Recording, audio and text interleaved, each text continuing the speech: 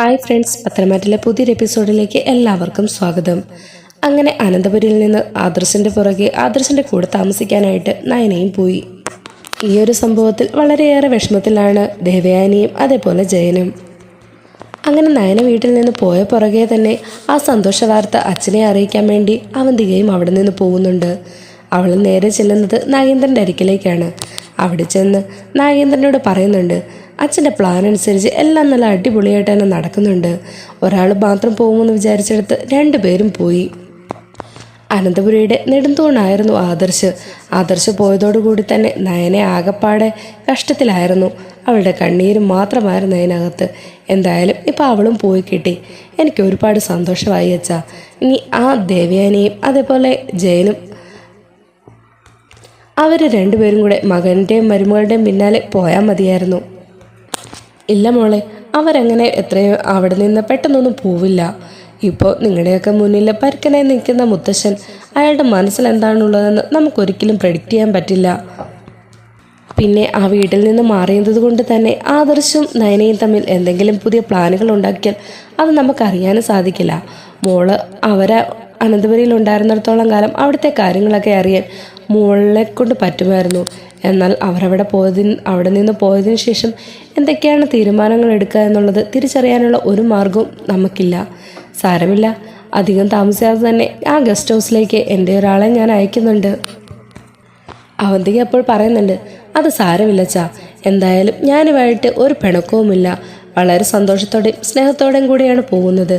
അപ്പോൾ ഏത് നിമിഷവും ഏത് സമയത്ത് വേണമെങ്കിലും ആ വീട്ടിൽ കയറി ചെല്ലാനുള്ള സ്വാതന്ത്ര്യം എനിക്കുണ്ട്. ഇടയ്ക്കൊക്കെ ഞാൻ അങ്ങോട്ട് പോയിക്കോളാം. അവരുടെ തീരുമാനങ്ങൾ എന്താണെങ്കിലും അത് ഞാൻ നിങ്ങളെ അറിയിച്ചോളാം എന്നിങ്ങനെ അവന്തിക പറയുന്നുണ്ട്. അത് മതി മോളെ. എന്തായാലും അനന്തപുരിയുടെ അടിത്തറ ഇളകിയ കഴിഞ്ഞിപ്പോഴേ ഇനി അതൊന്ന് തകർന്ന് താഴെ വീഴുന്നതോടെ കൺമുന്നിൽ കണ്ടാൽ മതി. അധികം താമസിയാതെ തന്നെ അത് നടക്കും. കാരണം വിഷുക്കച്ചവടമാണ് വരാൻ പോകുന്നത്. അതോടുകൂടി തന്നെ അനന്തപുരിയുടെ പേര്, മൂർത്തി ജ്വല്ലറിയുടെ പേര് തന്നെ ഇല്ലാതാകും. മോള് നോക്കിക്കോ. അത് എനിക്ക് കാണണം. അതാണ് എൻ്റെ ആഗ്രഹം. അമ്മയും ഏട്ടനെയും ഇട്ട് ആ വീട്ടിലിട്ട് കഷ്ടപ്പെടുത്തുന്നത് ഞാൻ കണ്ടുകൊണ്ടിരിക്കുകയാണ്. ഇനിയിപ്പോൾ മരുമകൾ അവിടെ നിന്ന് പോയതുകൊണ്ടുകൂടി ഒന്നുകൂടെ ദേവയാനി അപ്പച്ചി കൂടുതൽ രൂക്ഷമാകുമോ എന്നറിയില്ല. എന്തായാലും അവരുടെ കാര്യങ്ങളിലൂടെ ഒന്ന് തീരുമാനമാക്കണം. ശരിയാണ് മോളെ. എന്തായാലും അവരുടെ പ്ലാൻ എന്താണെന്നൂടെ മനസ്സിലാക്കുന്നത് വരെ ഇപ്പോൾ ഇങ്ങനെ തന്നെ അങ്ങ് പോട്ടെ. അതായിരിക്കും നല്ലത്. എന്നാൽ ശരി അച്ഛാ, ഞാൻ പോയേക്കുക എന്നും പറഞ്ഞ് അവന്തിക അവിടെ നിന്ന് തിരിച്ച് അനന്തപുരിയിലേക്ക് എത്തുന്നുണ്ട്. അവന്തിക തിരിച്ച് അനന്തപുരിയിലെത്തുമ്പോൾ അവിടെയാണെങ്കിൽ പുതിയ MD എടുക്കുന്നതിനെ പറ്റിയുള്ള സംസാരങ്ങളൊക്കെ നടക്കുന്നുണ്ട്. അപ്പോൾ മുത്തശ്ശൻ പറയുന്നുണ്ട്, ഇതിൽ കൂടുതൽ തർക്കങ്ങളുടെയും വാക്കുകളുടെയും ഒന്നും ആവശ്യമില്ല. അനി ചെന്നൈയിൽ നിന്ന് തിരിച്ചു വന്ന ഉടനെ അനിയായിരിക്കും മൂർത്തി ജ്വല്ലറിയുടെ MD. അപ്പോൾ അജയൻ പറയുന്നുണ്ട്, വേണ്ട അച്ഛാ, അതിനുള്ള പക്വതയും കാര്യങ്ങളുമൊന്നും അവനായിട്ടില്ല. ആദർശ് അവൻ്റെ നിഴൽ പറ്റി നടക്കാനാണ് എനിക്കിഷ്ടം. അപ്പോൾ മുത്തശ്ശൻ ചോദിക്കുന്നുണ്ട്, അത് നീയാണോ തീരുമാനിക്കുന്നത്? ഇതിപ്പോൾ എൻ്റെ തീരുമാനം ഇതാണ്. അവൻ പറയട്ടെ അവൻ്റെ തീരുമാനം എന്താണെന്ന് എന്നിങ്ങനെ പറയുന്നുണ്ട്. ഇത് കേട്ട് ജാനകിക്ക് ഒരുപാട് സന്തോഷമാകുന്നുണ്ട്. മുത്തശ്ശൻ്റെ ഈ മാറ്റത്തിൽ മനംനൊന്ത് കരഞ്ഞുകൊണ്ടിരുന്ന മുത്തശ്ശിയോട് മുത്തശ്ശൻ തന്നെ പറയുന്നുണ്ട് തൻ്റെ തീരുമാനങ്ങൾ എന്താണെന്നും വഴിതെറ്റിപ്പോകാനും അടവുകൾ പിഴച്ചു പോകുന്ന കൊച്ചുമക്കളെ നേർവഴിക്ക് നടത്താൻ വേണ്ടിയിട്ടുമാണ് താൻ ഇങ്ങനെ ഒരു ആശയം തിരഞ്ഞെടുത്തതെന്നും അതിൻ്റെ ചെറിയൊരു ശിക്ഷയാണിതെന്നും ഇപ്പോൾ മൂർത്തിസുലയുടെ ശത്രു ആരാണെന്ന് കണ്ടുപിടിക്കണമെങ്കിൽ ഈ വീട്ടിൽ സ്നേഹത്തോടെ ഞാൻ നിന്നാൽ ഒരിക്കലും ആദർശിനെ കൊണ്ട് അത് സാധിക്കില്ല. ഇപ്പോൾ എൻ്റെ മുമ്പിൽ തലയുയർത്തി തിരിച്ചു വരണമെന്നുള്ള ഒറ്റ ആഗ്രഹം കൊണ്ടാണ് ആദർശ് ഇവിടെ നിന്ന് പോയിരിക്കുന്നത്. ആ ഒരു വാശി അവനിൽ ഉണ്ടെങ്കിൽ മാത്രമേ അവൻ വിജയിച്ച് തിരിച്ചു വരികയുള്ളൂ. ഇനി മുന്നോട്ടുള്ള കാലം മുഴുവനും മൂർത്തി ജ്വല്ലറിയെ നയിക്കേണ്ടത് ആദർശാണ്. അതിനുള്ള പ്രാപ്തി അവനാക്കണമെങ്കിൽ ഇങ്ങനെ ഒരു ചെറിയ ശിക്ഷ അവന് കൊടുത്തേ മതിയാകൂ എന്നുള്ള കാര്യങ്ങളെപ്പറ്റിയൊക്കെ മുത്തശ്ശൻ പറയുന്നുണ്ട്. അതോടുകൂടി മുത്തശ്ശിക്ക് സമാധാനമാവുകയാണ്. മുത്തശ്ശൻ്റെ കൂടെ സന്തോഷത്തോടു കൂടി നിൽക്കുന്നുണ്ട്. അവന്തികയാണെങ്കിൽ അനിയാണ് അടുത്ത MD എന്നുള്ള കാര്യം മനസ്സിലാക്കിയ അവന്തിക അടുത്തത് ആദർശിൻ്റെയും നയനയുടെയും തീരുമാനം എന്താണെന്നൊക്കെ അറിയാൻ വേണ്ടിയിട്ട് ഗസ്റ്റ് ഹൗസിലേക്ക് ചെല്ലുന്നുണ്ട്. എന്നാൽ അവിടെ ആ വാതിൽ തുറന്ന് കിടക്കുന്നത് കൊണ്ട് തന്നെ ശബ്ദമൊന്നും ഉണ്ടാക്കാതെ അവരുടെ സംസാരങ്ങൾ കേൾക്കാൻ വേണ്ടി ഒളിഞ്ഞും പാത്തുമാണ് അകത്തേക്ക് കയറുന്നത്. എന്നാൽ ഈ സമയത്ത് തന്നെ ആദർശ് വിളിച്ചിട്ട് അവിടെ എത്തിയ കിരണും അങ്ങോട്ടേക്ക് വരുന്നത്. എന്നാൽ പെട്ടെന്ന് തന്നെ കിരൺ കാണുന്നുണ്ട് അവന്തിക പതിയെ നടന്ന് ഒളിഞ്ഞ് അകത്തേക്ക് കയറി പോകുന്നത്. ഈ പോക്കിൽ ഒരു പന്തികേട് തോന്നിയ കിരണ് സൗണ്ടൊന്നും ഉണ്ടാക്കാതെ അവന്തികയുടെ പിന്നാലെ ചെല്ലുന്നുണ്ട്. അവന്തിക ചെയ്യുന്ന കാര്യങ്ങളൊക്കെ ഒളിഞ്ഞു നിന്ന് കിരൺ വീഡിയോ എടുക്കുന്നുണ്ട്. അപ്പോൾ ആദർശും നയനയും റൂമിൽ നിന്ന് സംസാരിക്കുന്നുണ്ട്. എന്തായാലും നീ പെട്ടെന്ന് ഇങ്ങോട്ട് വന്നത് ശരിയായില്ല, നിനക്ക് കുറച്ച് ദിവസം കൂടെ അവിടെ പിടിച്ചു നിൽക്കാമായിരുന്നു, ആദർശ് നയനയോട് പറയാണ്. അപ്പോൾ നയന പറയുന്നുണ്ട്, എന്നെ കൊണ്ട് സാധിക്കില്ല ആദർശേട്ടാ, ആദർശേട്ടൻ ഇല്ലാത്തൊരു ജീവിതം ആ വീട്ടിൽ എനിക്കൊരു ഉറക്കവുമില്ലായിരുന്നു. എനിക്ക് ആകപ്പാടെ സഹിക്കാൻ പറ്റുന്നതിലും അപ്പുറമായിരുന്നു ആദർശേട്ടൻ ഇല്ലാത്ത ദിവസങ്ങൾ. അപ്പോൾ അവന്തിക കളിയാക്കിയ രൂപത്തിൽ മനസ്സിൽ ഈ ഒരു പ്രേമം ഇവരുടെ വേറെ എങ്ങും ഇല്ല, ഭാര്യയും ഭർത്താക്കന്മാരും എന്നുള്ള രീതിയിലൊക്കെ സംസാരിക്കുന്നുണ്ട്. ഇതെല്ലാം തന്നെ കിരൺ വീഡിയോ എടുക്കുന്നുണ്ട്. അപ്പോൾ ആദർശ് പറയുന്നുണ്ട്, എന്തായാലും ഞാൻ കിരണിനോട് ഇങ്ങോട്ട് വരാൻ പറഞ്ഞിട്ടുണ്ട്, കിരൺ വഴി എനിക്ക് ചില കാര്യങ്ങളൊക്കെ പ്ലാൻ ചെയ്യാനുണ്ട്. അപ്പോഴത്തേക്കിനും പെട്ടെന്ന് കിരണ്, ആഹാ അവന്തിക്കൂ, നീ എന്താ ഇവിടെ, എന്തെടുക്കുവാ ഇത് എന്നിങ്ങനെ ചോദിച്ചുകൊണ്ട് കയറി വരുന്നുണ്ട്. കാരണം ആദർശ് പറയുന്ന കാര്യങ്ങൾ ഇനി കിരണിനെ ഏൽപ്പിച്ച ജോലിയെപ്പറ്റി എന്തെങ്കിലുമാണ് നയനയോട് പറയുന്നതെങ്കിൽ അതെല്ലാം അവന്തിക്ക് കേൾക്കില്ലേ എന്നുള്ളൊരു പെട്ടെന്നുള്ള തിടുക്കത്തിലാണ് കിരൺ അങ്ങനെ ചോദിക്കുന്നത്. അപ്പോൾ അവന്തിക്ക് ഒന്നുമില്ല, ഞാൻ ഇങ്ങോട്ട് വന്നതായിരുന്നു ഏട്ടനെ ഏട്ടത്തെയും കാണാൻ വേണ്ടിയിട്ട്. അപ്പോൾ കിരൺ ചോദിക്കുന്നുണ്ട്, അതിന് നീ ഒളിഞ്ഞും പാത്തും വരണ കാര്യമുണ്ടോ? ഞാൻ ഒളിഞ്ഞും പാത്തൊന്നും അല്ല വന്നത്, വിളിച്ചപ്പോൾ ആരും മിണ്ടിയില്ല, വാതിൽ തുറന്ന് കിടക്കുന്നതുകൊണ്ട് ഞാനിങ്ങ് കയറി പോരുന്നു, അത്രേ ഉള്ളൂ.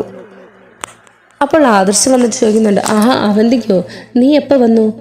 അപ്പോൾ അവന്തി, ഞാൻ വന്നതേ ഉള്ളൂ, കയറി വരുന്ന വഴിയാണ്.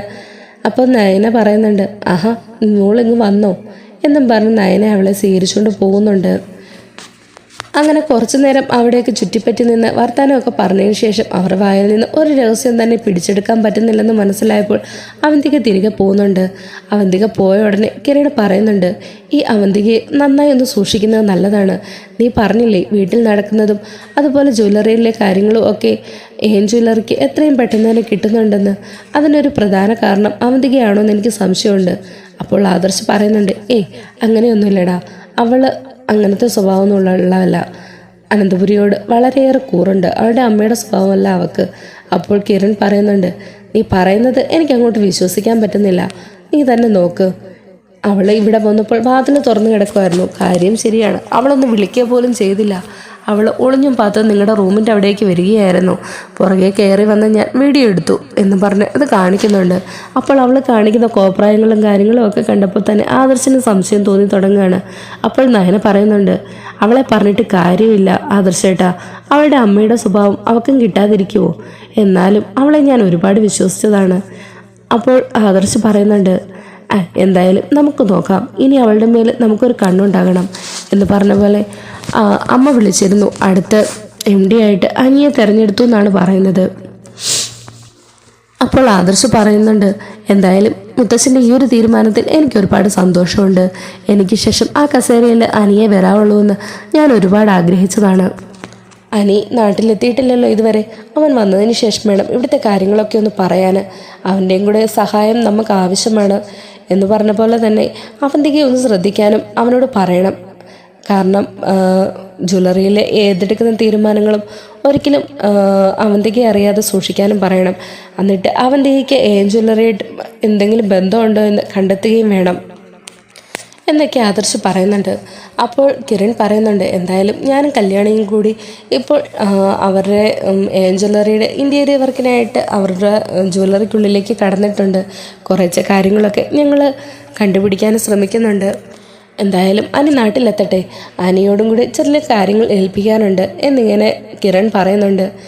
അപ്പോൾ ആദർശ് പറയുന്നുണ്ട്, ശരിയാണ്, അവൻ ഇവിടെ ഇല്ലാത്തതിൻ്റെതായ കുറവുകളുണ്ട്, അവനിവിടെ എത്തി MD സ്ഥാനം ഏറ്റെടുത്തതിന് ശേഷം വേണം അവനെ ഒന്ന് കാണാനായിട്ട്, ചില കാര്യങ്ങൾ അവനെ പ്രത്യേകം ഓർമ്മിപ്പിക്കണം, ഇല്ലെങ്കിൽ വിഷുവിന് നമ്മുടെ മൂർത്തി ജ്വല്ലറി വീണ്ടും താഴേക്ക് പോവും, അങ്ങനെ സംഭവിച്ചാൽ പിന്നീട് ഉയർന്നു വരിക എന്നുള്ളത് നമുക്ക് വളരെ പ്രയാസമേറിയ കാര്യമായിരിക്കും.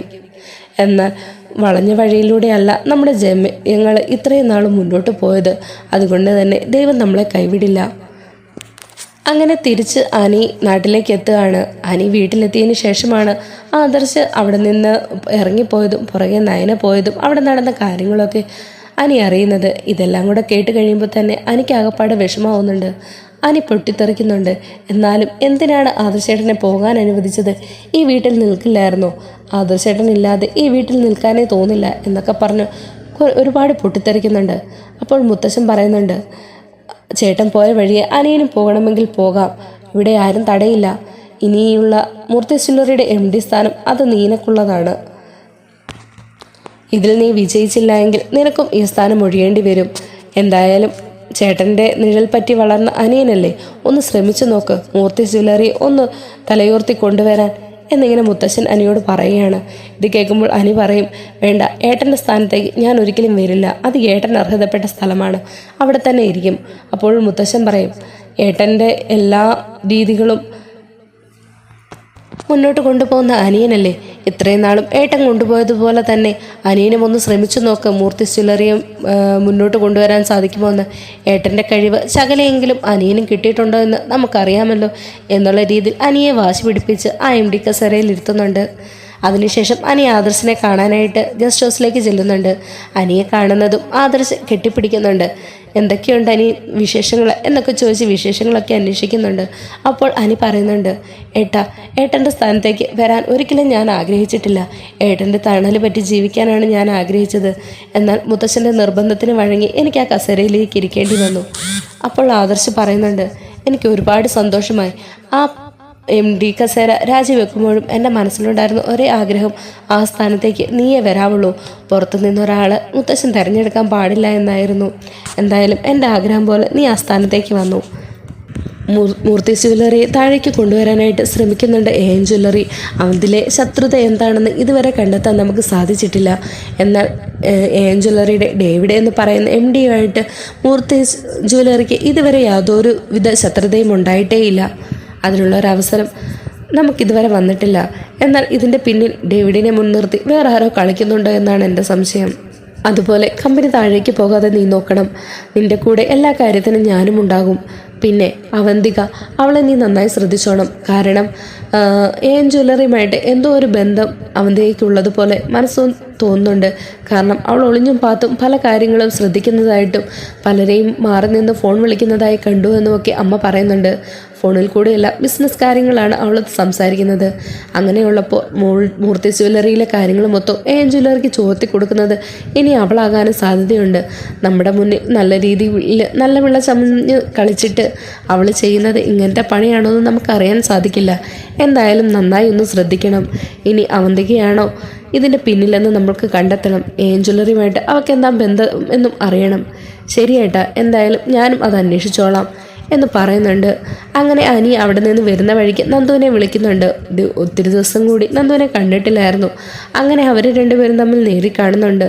ഏട്ടൻ പറഞ്ഞ കാര്യങ്ങളൊക്കെ തന്നെ അനി നന്ദുവിനോടും പറയുന്നുണ്ട്. അപ്പോൾ നന്ദു പറയുന്നുണ്ട്, ശരിയാണ്, എനിക്കും അവന്തികയുടെ പെരുമാറ്റത്തിലും രീതിയിലുമൊക്കെ ഒരു സംശയം തോന്നിയിരുന്നു. എന്നാൽ മുത്തശ്ശൻ അവളെ സ്വീകരിച്ചു എന്ന് പറഞ്ഞപ്പോഴേ എനിക്ക് അതിൽ ഡൗട്ട് വന്നില്ല. അതേപോലെ മനസ്സ് വായിക്കാൻ കഴിവുള്ളയാളാണല്ലോ മുത്തശ്ശൻ. അപ്പോൾ ഒരിക്കലും മുത്തശ്ശന് തെറ്റ് പറ്റില്ല എന്ന് കരുതി. എന്നാലും ഇനി ഞാൻ അവളെ ശ്രദ്ധിച്ചോളാം എന്നിങ്ങനെ നന്ദുവും പറയുന്നുണ്ട്. അതിനുശേഷം ജ്വല്ലറിയിൽ വെച്ച് ഒരു ഫോൺ കോൾ വന്ന് സന്തോഷത്തോടു കൂടി അവളെ ഞാൻ ദേ വരുവാ എന്നും പറഞ്ഞ് വണ്ടിയെടുത്ത് പോകുന്ന കാണുന്ന അനി നന്ദുവിനെ വിളിച്ചിട്ട് പറയുന്നുണ്ട്, അവന്തിക ഇന്ന പോലെ ഓഫീസിൽ നിന്ന് പോയിട്ടുണ്ട്, നീ അവളെ ഒന്ന് ശ്രദ്ധിക്കണമെന്ന്. അങ്ങനെ നന്ദു മഫ്തിയിൽ യൂണിഫോം ഒന്നുമില്ലാതെ അവളെ പിന്തുടരുന്നുണ്ട്. സ്കൂട്ടിയിലാണ് വരുന്നത്. അതുകൊണ്ട് തന്നെ അവന്തികയ്ക്ക് അത് നന്ദുവാണെന്ന് മനസ്സിലാക്കാനും പറ്റിയില്ല. അങ്ങനെ അവന്തിക നേരെ ചെല്ലുന്നത് അവളുടെ അച്ഛൻ്റെ അരികിലേക്കാണ്, നാഗേന്ദ്രൻ്റെ അരികിലേക്ക്. നന്ദു ഇത് കാണുന്നുണ്ട്. നന്ദുവും അവന്തികയുടെ പിന്നാലെ തന്നെ കയറി ചെല്ലുന്നുണ്ട്. അങ്ങനെ നാഗേന്ദ്രനും അവന്തികയും തമ്മിൽ സംസാരിക്കുന്നതൊക്കെ നന്ദു വീഡിയോ ഷൂട്ട് ചെയ്യുന്നുണ്ട്. എന്നാൽ നന്ദുവിന് മുൻപ് നാഗേന്ദ്രനെ കണ്ട് പരിചയമൊന്നുമില്ലാത്തത് കൊണ്ട് തന്നെ അതാരാണെന്ന് അറിയില്ലായിരുന്നു. ആ വീഡിയോ ഫുട്ടേജസൊക്കെ എനിക്ക് അയച്ചു കൊടുക്കുന്നുണ്ട് നന്ദു. അനി അത് ആദർശനും അയച്ചു കൊടുക്കുന്നുണ്ട്. ആദർശ് അത് കണ്ട ഉടനെ, ദൈവമേ, ഇത് അപ്പച്ചിയുടെ ഭർത്താവല്ലേ നാഗേന്ദ്രൻ. അപ്പം അനി ചോദിക്കുന്നുണ്ട്, എന്താ ഏട്ടാ ഇതാരാണെന്ന് ഏട്ടന് നന്നായിട്ട് അറിയാമോ? പിന്നെ നിനക്കറിയില്ലേ, ഇത് നമ്മുടെ ജലജാപ്പച്ചിയുടെ ഭർത്താവാണ്. പണ്ട് കമ്പനിയിൽ എന്തോ തിരിമറി നടത്തിയതിന് മുത്തശ്ശൻ അടിച്ചിറക്കി വിട്ടതാണ്. അപ്പോൾ അതിൻ്റെ വൈരാഗ്യം തീർക്കാൻ വേണ്ടിയിട്ടാണ് അവനിപ്പോൾ മുന്നിലിട്ടിറങ്ങിയിരിക്കുന്നത്. അതിന് കൂട്ടുപിടിച്ചിരിക്കുന്നത് അവന്തികയെയും. അപ്പോൾ ഇത്രയും നാൾ നമ്മളോട് മറഞ്ഞു നിന്ന് പൊരുതിയത് ഇയാളാണ്. ഇയാളെ എങ്ങനെയെങ്കിലും പൂട്ടിയേ പറ്റുള്ളൂ. ഇതോടുകൂടി ശത്രു ആരാണെന്ന് മനസ്സിലാക്കിയ ആദർശ് നാഗേന്ദ്രൻ്റെ ബാക്ക്ഗ്രൗണ്ട് എന്നാണെന്ന് അന്വേഷിക്കാൻ തീരുമാനിച്ചു. അങ്ങനെ ഇതിനു മുമ്പ് നാഗേന്ദ്രൻ എവിടെയായിരുന്നെന്നും എങ്ങനെ ഇയാൾക്ക് ഇത്രയും പണം സമ്പാദിക്കാൻ പറ്റിയെന്നും പണികൂലി പോലും ഇല്ലാതെ ഈ സ്വർണം എങ്ങനെ ഫ്രീ ആയിട്ട് കൊടുക്കാൻ പറ്റും എന്നുള്ള കാര്യത്തെ പറ്റിയൊക്കെ ആദർശ് അന്വേഷിക്കാൻ തുടങ്ങി. ആദർശിൻ്റെ കൂടെ സഹായത്തിന് കിരണുമുണ്ട്. ഇവർ രണ്ടുപേരും കൂടെയാണ് അന്വേഷണത്തിന് മുൻകൈ എടുത്തത്. അങ്ങനെ ഇതിൻ്റെ പിന്നിൽ നാഗേന്ദ്രനാണ് എന്നുള്ളതൊന്നും അറിഞ്ഞു എന്നുള്ള വിവരം നാഗേന്ദ്രനും അവന്തികയും അറിയുന്നുണ്ടായിരുന്നില്ല. അതുകൊണ്ട് തന്നെ ഇയാളുടെ കള്ളക്കളികളൊക്കെ കണ്ടുപിടിക്കാൻ എളുപ്പമായിരുന്നു. നാഗേന്ദ്രനെ പറ്റി അന്വേഷിച്ചപ്പോൾ ആദർശിന് കിട്ടിയത് പണ്ട് ഇയാൾ മുത്തശ്ശൻ ഇറക്കി വിട്ടതിന് ശേഷം അവിടെ നിന്നും ഗൾഫിലേക്കാണ് പോയത്. അവിടെ വെച്ച് ഇതേപോലെ ഒരു സ്വർണ്ണ കച്ചവടക്കാരൻ്റെ കൂടെ ചേർന്ന് കച്ചവടം നടത്തി. ആദ്യം അയാളുടെ സഹായിയായിട്ടാണ് കയറിയത്. അതിനുശേഷം അയാളെ ഏതോ ഒരു വിധത്തിൽ ചതിച്ച് അയാളുടെ സ്വർണവും അയാളുടെ കമ്പനിയും മൊത്തം ഇയാൾ തട്ടിയെടുക്കുമായിരുന്നു. അങ്ങനെ അതിൽ നിന്ന് കിട്ടിയ സ്വർണം കൊണ്ടാണ് അയാൾ ഇപ്പോൾ വന്ന് പണികൂലി ഇല്ലാത്ത സ്വർണം കച്ചവടം ചെയ്യുന്നത്. അങ്ങനെ നാഗേന്ദ്രനെ പറ്റിയുള്ള എല്ലാ ഡീറ്റെയിൽസും തന്നെ കണ്ടെടുക്കുന്നുണ്ട് ആദർശ്. അതിനുശേഷം US കമ്പനിയായ സ്റ്റാലിൻ മാർട്ടിൻ കമ്പനിയോട് വിളിച്ചിട്ട് കാര്യങ്ങളൊക്കെ ആദർശ് സംസാരിക്കുന്നുണ്ട്. തന്നെ അന്ന് ചതിച്ചതാണെന്നും തന്നെ ബോധം കെടുത്തി ഉറക്കിക്കെടുത്തതിന് ശേഷമാണ് അവർ ആ ഡീല് ഒപ്പുവെച്ചതെന്നുള്ള കാര്യങ്ങളൊക്കെ പറയുന്നുണ്ട്. അപ്പോൾ അവർ പറയുന്നുണ്ട്, നിങ്ങൾ ഈ പറയുന്ന കാര്യത്തിന് ഒരു തെളിവ് കൊണ്ടു തന്നാൽ മാത്രമേ ഞങ്ങൾക്ക് ഇതുമായിട്ട് മുന്നോട്ട് പോകാൻ പറ്റുള്ളൂ. ജ്വല്ലറി ചതിച്ചാണ് നിങ്ങളെ അന്ന് ആ ഡീലിൽ നിന്ന് പിന്തിരിപ്പിച്ചതെന്ന് ഞങ്ങൾക്ക് തെളിവ് വേണ്ടേ? അത് ശരിയാണെന്ന് നിങ്ങൾ പ്രൂവ് ചെയ്ത ഒരു ചതിയന്മാരായ കമ്പനിയുമായിട്ട് ഞങ്ങളുടെ ഡീല് ഒരിക്കലും മുന്നോട്ട് കൊണ്ടുപോവുകയല്ല. ആ ഡീല് ഉറപ്പായിട്ടും ഞങ്ങൾ ക്യാൻസൽ ചെയ്യുന്നതാണ്. അപ്പോൾ ആദർശ് ചോദിക്കുന്നുണ്ട്, അല്ല 5 വർഷത്തേക്കിന് എടുത്ത ഡീലല്ലേ, അത് അങ്ങനെ ക്യാൻസൽ ചെയ്യാൻ പറ്റുമോ? അപ്പോൾ മാർട്ടിൻ കമ്പനി പറയുന്നുണ്ട്, അതിനുള്ള പൂർണ്ണ ഉത്തരവാദിത്വം ഞങ്ങളുടെ കയ്യിലാണ്. ആ ഡീല് എപ്പോൾ വേണമെങ്കിലും ഞങ്ങൾക്ക് ക്യാൻസൽ ചെയ്യാനുള്ള സ്വാതന്ത്ര്യമുണ്ട്. നിങ്ങൾ ഈ പറയുന്ന കാര്യങ്ങൾ ശരിയാണെങ്കിൽ ഉറപ്പായിട്ടും ഞങ്ങൾ ഈ ഡീൽ ക്യാൻസൽ ചെയ്യുന്നതായിരിക്കും. അതിനുശേഷം നിങ്ങളുമായിട്ട് ഞങ്ങൾ ഈ ഡീല് വീണ്ടും ഒപ്പിടുന്നതായിരിക്കും എന്നൊക്കെ ആദർശിനോട് അവർ പറയുന്നുണ്ട്. ഇത് കേട്ട് സന്തോഷത്തോടു കൂടി തന്നെ ആദർശ് അവിടെ നിന്ന് വരുന്നുണ്ട്. അങ്ങനെ കിരണും ആദർശും അതുപോലെ നന്ദുവും മനിയും എല്ലാവരും ചേർന്ന് തന്നെ ജ്വല്ലറിക്കെതിരായ എല്ലാ തെളിവുകളും ശേഖരിക്കുകയാണ്. ഗ്രീന എന്ന പെൺകുട്ടിയെ കണ്ടെത്തുന്നുണ്ട്. അതിനുശേഷം ജ്വല്ലറിയുടെ MD ആയ ഡേവിഡിനെ അറസ്റ്റ് ചെയ്യുന്നതും അയാളിൽ നിന്ന് നാഗേന്ദ്രനിലേക്ക് എത്തുകയൊക്കെ ചെയ്യുന്നുണ്ട്. അങ്ങനെ ഈ തെളിവുകളെല്ലാം കൊണ്ട് തന്നെ ആദ്യം മൂർത്തി മുത്തശ്ശൻ്റെ അരികിലേക്കാണ് ആദർശ് ചെല്ലുന്നത്. തല താഴ്ത്തി അവിടെ നിന്ന് സങ്കടത്തോടെ ഇറങ്ങേണ്ടി വന്ന ആദർശ് തല ഉയർത്തിപ്പിടിച്ചുകൊണ്ട് നയനയുടെ കൈ പിടിച്ച് മുത്തശ്ശൻ്റെ അരികിലേക്ക് ചെല്ലുന്നുണ്ട്. ആ വരവ് കണ്ടപ്പോൾ തന്നെ മുത്തശ്ശന് അതിയായ സന്തോഷമാകുന്നുണ്ട്. മുത്തശ്ശൻ എഴുന്നേറ്റ് നിന്ന് ആദർശിനെ സ്വീകരിക്കുന്നുണ്ട്. ആദർശിനോട് ചോദിക്കുന്നുണ്ട്, എന്താണ് പോയതുപോലെ അല്ലല്ലോ നിന്റെ വരവ്. നിന്റെ വരവിൽ എനിക്ക് എന്തെങ്കിലും പ്രതീക്ഷയ്ക്ക് വകയുണ്ടോ? അപ്പോൾ ആദർശ് ആദ്യം തന്നെ മുത്തശ്ശൻ്റെ കാലിൽ തൊട്ട് അനുഗ്രഹം വാങ്ങുന്നുണ്ട്. അതിനുശേഷം എല്ലാ തെളിവുകളും മുത്തശ്ശന് മുമ്പിൽ ഹാജരാക്കുന്നുണ്ട്. ആദർശിനെ ചതിച്ചത് എന്ന ഗ്രീന എന്ന പെൺകുട്ടിയുടെ മൊഴിയും അതുപോലെ ഡേവിഡിൻ്റെ മൊഴിയും ഇവരിൽ നിന്നൊക്കെ പകർത്തിയ വീഡിയോകളും അതുപോലെ അവന്തിക മൂർത്തി ജ്വല്ലറിയുടെ എല്ലാ തെളിവുകളും ചോർത്തി കൊടുക്കുന്ന അവന്തികയാണെന്നും അവളുടെ അച്ഛനായ നാഗേന്ദ്രനാണ് മുത്തശ്ശൻ്റെ പ്രധാന ശത്രുവെന്നും ഉള്ളതെല്ലാം എല്ലാ സത്യങ്ങളും ആദർശ് മുത്തശ്ശൻ്റെ മുമ്പിൽ നിരത്തുന്നുണ്ട്. ഇതെല്ലാം കാണുമ്പോൾ തന്നെ മുത്തശ്ശന് അതിയായ സന്തോഷമാവുന്നുണ്ട്. മുത്തശ്ശൻ പറയുന്നുണ്ട്, ഈ ഒരു അവസരത്തിന് വേണ്ടിയിട്ടാണ്, ഈ ഒരു വാശിയോടുകൂടി നീ ഇത് തെളിയിക്കാൻ വേണ്ടിയിട്ടാണ് ഞാൻ നിന്നെ അന്ന് അത്രയും പറഞ്ഞത്. എനിക്കറിയാം മുത്തശ്ശ, അല്ലായിരുന്നുവെങ്കിൽ മുത്തശ്ശൻ എന്നോട് അന്ന് അത്രയും സംസാരിച്ചില്ലായിരുന്നുവെങ്കിൽ ഞാനിത് ഇത്രയും സീരിയസ് ആയി എടുക്കില്ലായിരുന്നു. എനിക്ക് എല്ലാ കാര്യങ്ങളും അറിയാം. അതെ മോനെ, നീ എന്നെ മനസ്സിലാക്കിയതുപോലെ ഈ വീട്ടിലുള്ള ആരും തന്നെ എന്നെ മനസ്സിലാക്കിയില്ല എന്നിങ്ങനെ മുത്തശ്ശൻ പറയാണ്. അപ്പോൾ ദേവയാനി വന്നിട്ട്, അച്ഛൻ എന്നോട് ക്ഷമിക്കണം, ഞാൻ അന്ന് എൻ്റെ മകൻ ഇറങ്ങിപ്പോയ വിഷമത്തിൽ എന്തൊക്കെയോ പറഞ്ഞു എന്നേ ഉള്ളൂ. ഒന്നും സാരമില്ല ദേവയാനി, എനിക്കറിയാം എല്ലാം. സ്വന്തം മക്കൾ വീട് വിട്ട് ഇറങ്ങിപ്പോകുമ്പോൾ ഉണ്ടാകുന്ന അച്ഛൻ്റെ അമ്മയുടെയും മനോവിഷമം മാത്രമേ അന്ന് എനിക്ക് നിങ്ങളിൽ തോന്നിയുള്ളൂ. പക്ഷേ അന്ന് ഞാനങ്ങനെ സംസാരിച്ചില്ലായിരുന്നുവെങ്കിൽ ആദർശ് ഈ ഒരു പ്രതിസന്ധി ഒരിക്കലും തരണം ചെയ്യില്ലായിരുന്നു. ഇപ്പോൾ തന്നെ നോക്കിക്ക്, ആ ഡീല് ജ്വല്ലറിയുമായിട്ടുള്ള ഡീല് ക്യാൻസലായി നമ്മളുമായിട്ടുള്ള മൂർത്തി ജ്വല്ലറി ആയിട്ടുള്ള ഡീല് ഒപ്പുവെച്ച ആ സെക്കൻഡിൽ തന്നെ നമ്മുടെ ഷെയർ മാർക്കറ്റ് തന്നെ എന്തോരം കുതിച്ചുയരുന്നു എന്ന് നിങ്ങൾ നോക്ക്. എന്തായാലും ഇനി നാഗേന്ദ്രനെ എന്താണ് ചെയ്യേണ്ടതെന്ന് എനിക്കറിയാം. അതിനുള്ള അടുത്ത നടപടി ഞാൻ നോക്കിക്കോളാം. ഇനി നിങ്ങൾ ഒന്നും വീണ്ടും വിഷമിക്കേണ്ട എന്നിങ്ങനെ പറയുന്നുണ്ട്. അപ്പോൾ അനി വന്നിട്ട് പറയുന്നുണ്ട്, ഇനി മുത്തശ്ശൻ എൻ്റെ തലയിലേക്ക് എടുത്തു വെച്ച് തന്ന വലിയൊരു ഭാരം ഞാൻ ഇറക്കി വെക്കുകയാണ്. ആ MD സ്ഥാനം അതിലിരിക്കാനുള്ള ഒരു അർഹതയും എനിക്കില്ല. അതിന് അർഹൻ ആദർശേട്ടൻ മാത്രമാണ്. അങ്ങനെ മുത്തശ്ശൻ്റെ സമ്മതത്തോടു കൂടി തന്നെ അനി MD സ്ഥാനം രാജിവെക്കുന്നുണ്ട്. ആ സ്ഥാനത്തേക്ക് ആദർശിനെ വീണ്ടും ഇരുത്തുകയാണ്. അങ്ങനെ ഈ കൊല്ലത്തെ വിഷുവിനും മൂർത്തി ജ്വല്ലറി തന്നെ 1ാം സ്ഥാനത്തെത്തുകയും അതുപോലെ വിഷുവിന് നയനാസ് കളക്ഷൻ തന്നെ 1ാം സ്ഥാനത്തെത്തുകയൊക്കെ ചെയ്യുന്നുണ്ട്. അങ്ങനെ വളരെ സന്തോഷമായിട്ടുള്ളൊരു എപ്പിസോഡുകളാണ് ഇനി വരാൻ പോകുന്നത്.